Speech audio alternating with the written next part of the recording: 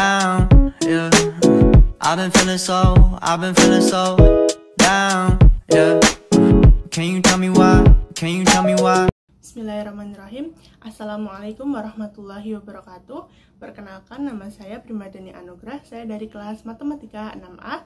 Saya dari peminatan Matematika Keuangan. Di sini saya akan membuat video untuk memenuhi tugas mandiri dan tugas ujian akhir semester mata kuliah Finansial Derivatif yang diampu oleh dosen pengampu Bu Emi Siswana. Selamat menonton teman-teman.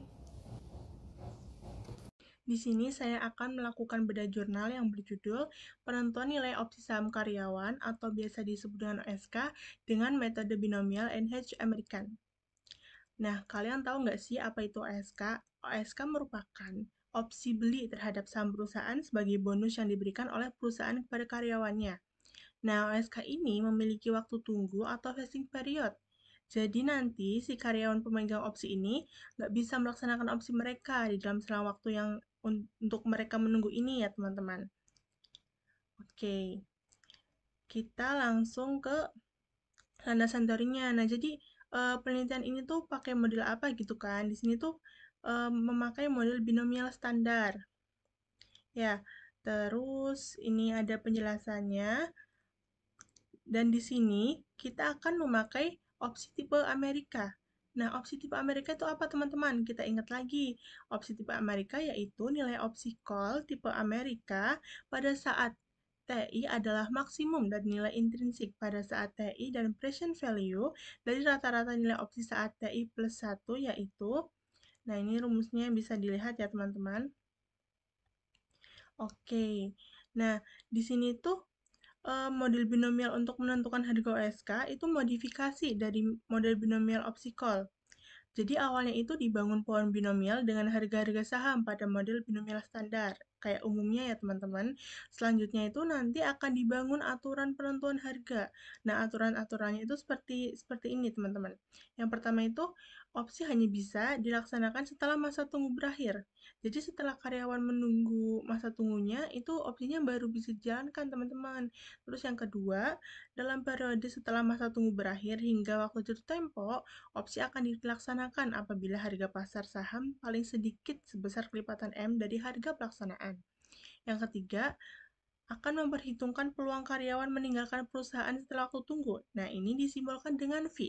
Dan laju karyawan meninggalkan perusahaan sebesar lambda dimodelkan dengan proses Poisson, sehingga peluang karyawan meninggalkan perusahaan pada setiap periode adalah 1 dikurangi eksponensial pangkat min lambda dikali delta T. Nah, dalam hal ini, opsi yang dimiliki karyawan menjadi batal. Besarnya laju karyawan meninggalkan perusahaan atau disebut dengan employee exit rates merupakan persentase banyaknya karyawan yang meninggalkan perusahaan dimodelkan sebagai suatu proses Poisson dengan laju sebesar lambda. Ya, jadi pada setiap selang waktu pendek sebesar ini 1 min eksponensial pangkat lambda dikali delta T, setelah masa tunggu itu, seorang karyawan itu akan meninggalkan perusahaannya. Dalam kasus ini, opsinya itu akan segera dilaksanakan oleh karyawan yang bersangkutan jika harga pasar saham itu dalam keadaan in the money, tetapi opsi tidak akan dilaksanakan jika saat itu pasar dalam keadaan off the money. Kemudian saya akan membahas terkait dengan metode penelitian. Nah, seperti yang tadi saya jelaskan, ini menggunakan metode binomial, tapi pakai opsi Amerika ya teman-teman.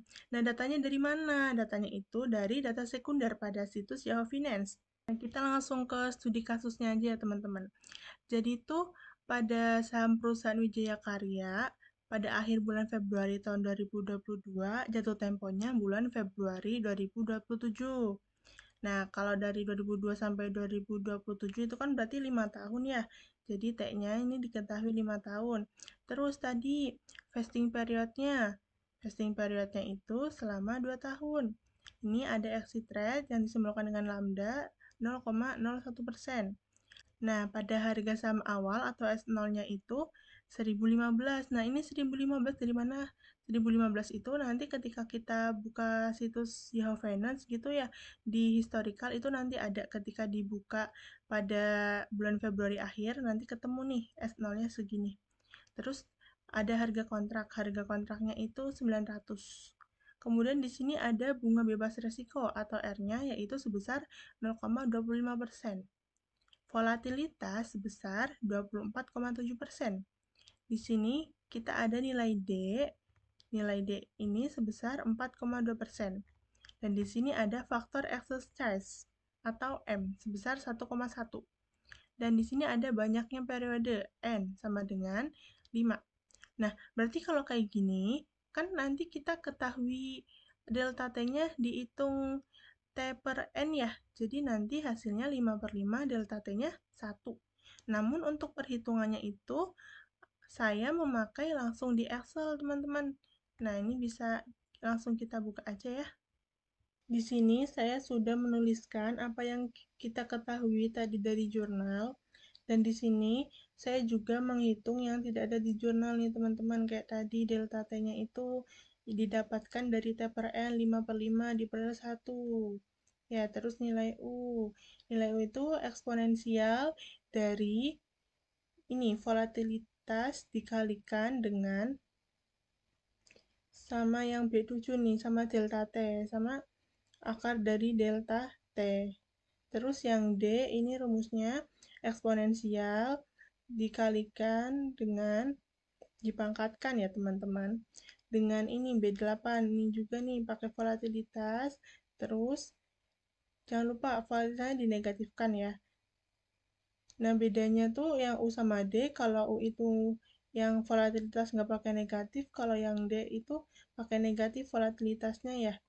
Terus nanti kita cari tuh yang nilai P itu eksponensial dari R. R itu suku bunga, dikurangi dengan ini teman-teman. Dengan D, terus dikalikan dengan B7. Nah, dikalikan dengan 1. Ini kenapa berbeda? Karena kita membahasnya di OSK ya, nilai P-nya. Jadi tuh sebenarnya hampir mirip sama yang biasa rumus-rumus yang kita pakai. Cuma beda di sini aja ya, teman-teman. Di sini ada I sama J. Bedanya apa ya I sama J? Kalau I itu langkah mundur. Nah, kalau J itu langkah naik. Misal nih, I-nya 0, J-nya 1 gitu ya. Berarti ini yang mundur, ini yang naik. Atau biasanya pas kita sebut pas materi itu kan misal harga saham pada node ke berapa gitu kan. Nah, pakainya ini tuh kan sampai node ke-5 ya. Jadi I sama J-nya dari 0 sampai 5, teman-teman. Terus kita hitung SIJ, teman-teman. Nah, ini rumusnya SIJ, teman-teman. Rumus SIJ itu kita pakai yang S0 ini harga saham awal, jangan lupa dikasih tanda dolar ya biar kekunci, terus dikalikan tuh sama yang B9. B9 di sini itu U.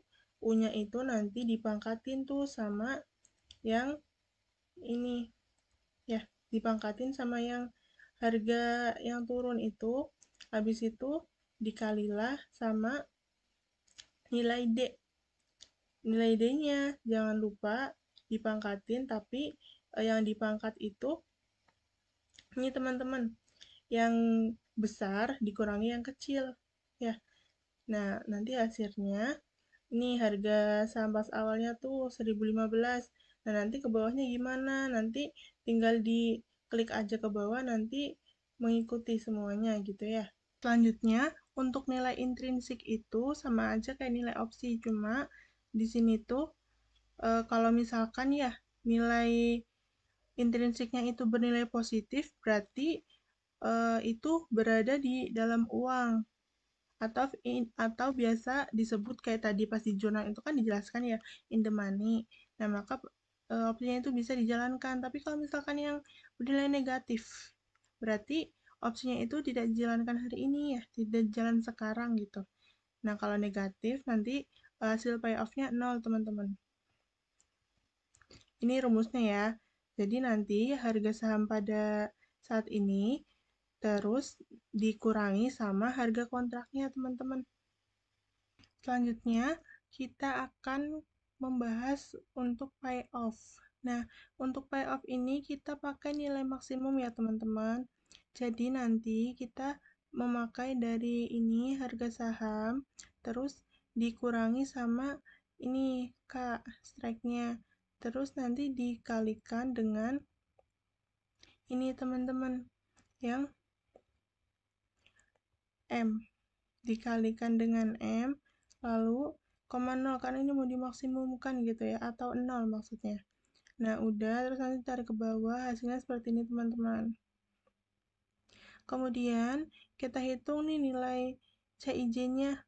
Nah, nilai CIJ-nya itu kita hitung, jadi gini teman-teman.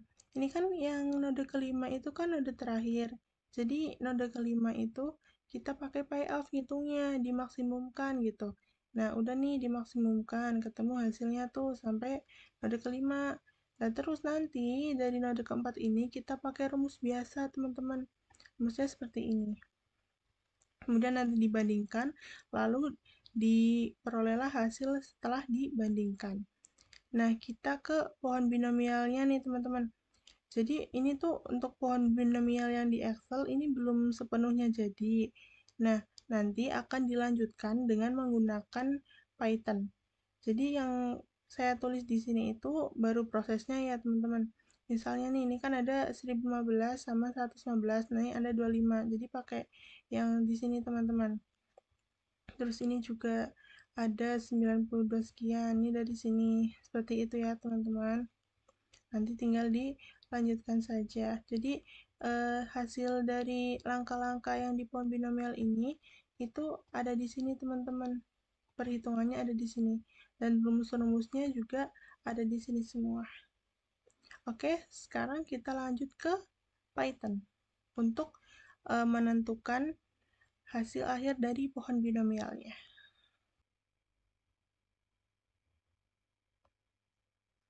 Nah, selanjutnya agar kita mendapatkan hasil akhir dari pohon binomial tadi yang sudah di Excel, kita lanjut nih ke Python.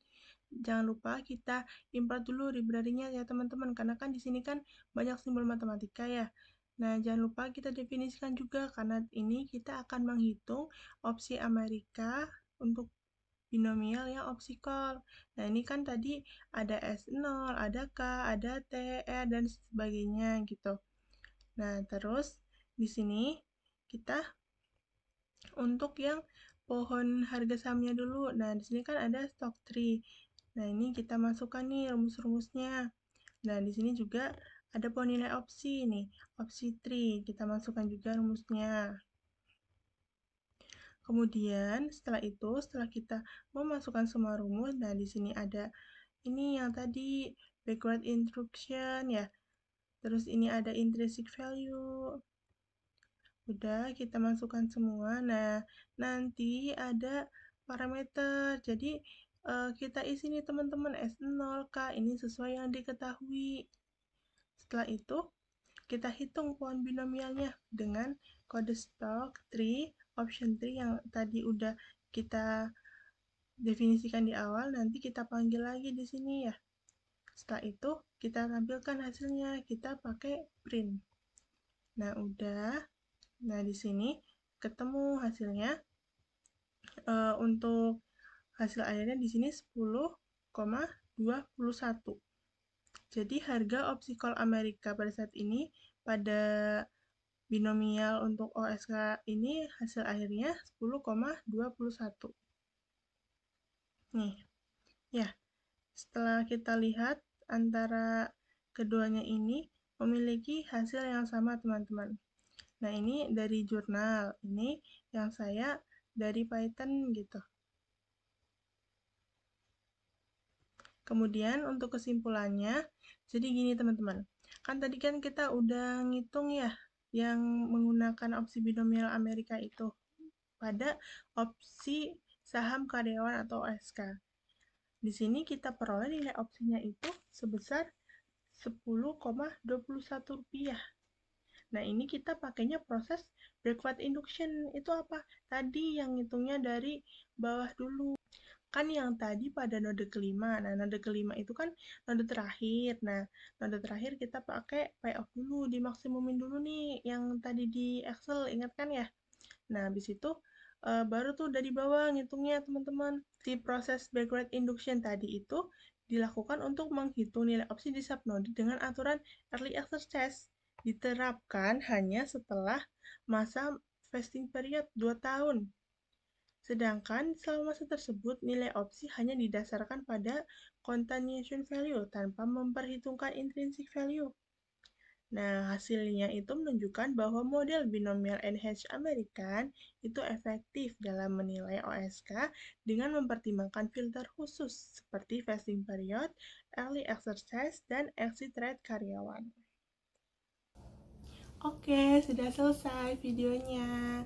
Saya ingin mengucapkan banyak-banyak terima kasih kepada dosen pengampu, Ibu Emi Siswana, yang sudah mengampu selama 1 semester dengan baik. Semoga Ibu selalu sehat dan dilancarkan rezekinya. Saya juga memohon maaf apabila dalam video tutorial saya masih terdapat banyak kekurangan. Akhirul kalam, wabillahi taufiq wal hidayah. Wassalamualaikum warahmatullahi wabarakatuh.